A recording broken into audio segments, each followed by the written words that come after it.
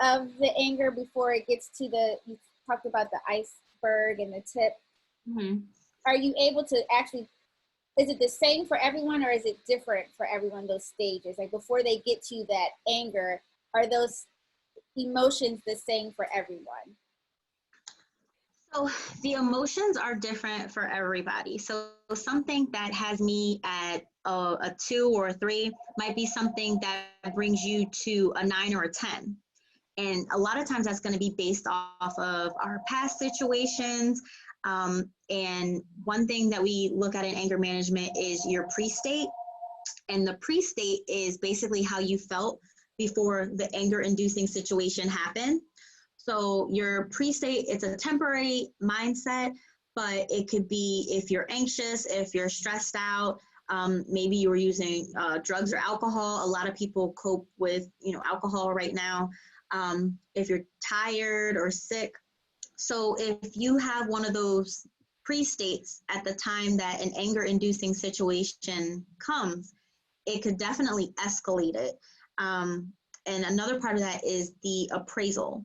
So let's say that my whole life I feel that I've been disrespected by supervisors.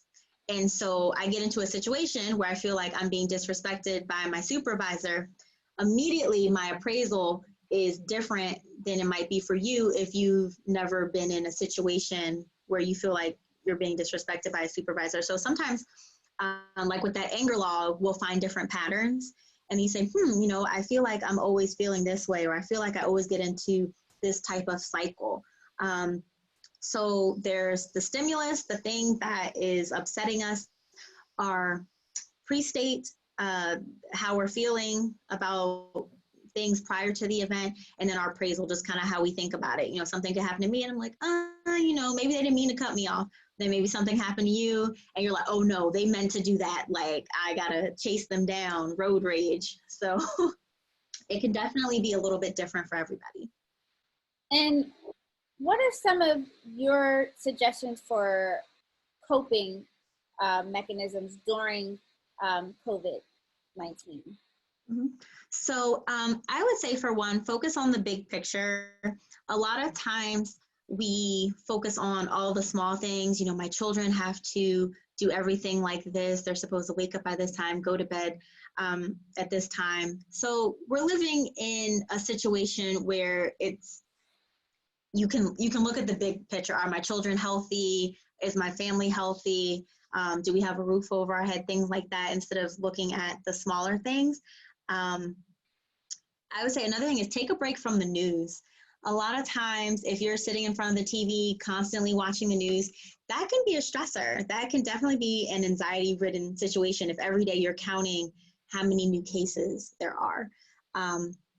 Create a routine. A lot of us are working from home. So if you are sitting in the same space every day, not really moving, not getting any exercise, kind of sitting around in the same clothes, that's not going to be a good situation.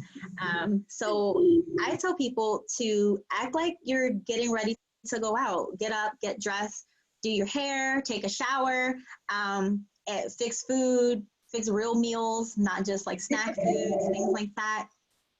Even if you're not going anywhere, keep some type of routine, even if it's not your normal routine.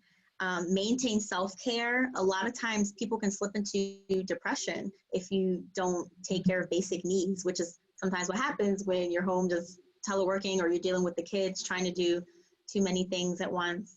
And then another thing is you can read, paint, drawing, listen to music, meditating, and it's going to be different for everybody. Listening to music to me could escalate me, make me upset, but it could be calming to you. So I would say just look and see what helps you to feel calm, to feel at your happiest. For me, a big coping mechanism I use is my faith. A lot of times I'll go pray, meditate on the word, and just kind of say, okay, God, what's going on? So it's going to differ for everybody. I think self-care is really the important piece with everything that's going on, because I've been talking about grief and trauma in my other discussions, and self-care has come up in both of those discussions, and now it's coming up again with anger management. And it's funny because I was talking to my aunt last night on the phone, and I told her, I said, oh my God, I thought I was getting sick. I wasn't feeling well. And my sleep patterns are all off. And she said, well, you've been working a lot since you've been home. You might need to just take a break. And I thought, yeah, you're right. I wake up and I'm working till late at night. And it's kind of like, well, you don't really have to do all of that. Like, just get done what you need to get done.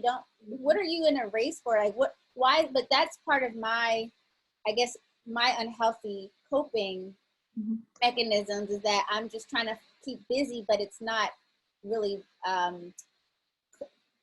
causing a positive reaction outcome. It's actually making it worse for me. So I need to practice more self-care, and I really don't have a routine, and I think that is a big part of what needs to be incorporated in my daily life. And that's why I'm having these discussions, because although I'm having these discussions for everyone and for the Caregiver Society, I'm also having these discussions for me.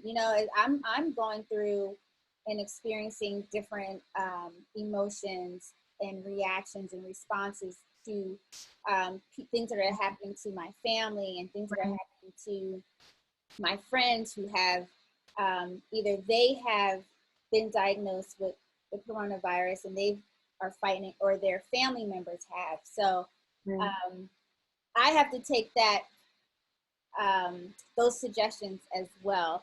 Is there anything else you think that's important for the viewers to know as far as anger management, recognizing the anger, coping with the anger while we are in this health crisis right now, before we go?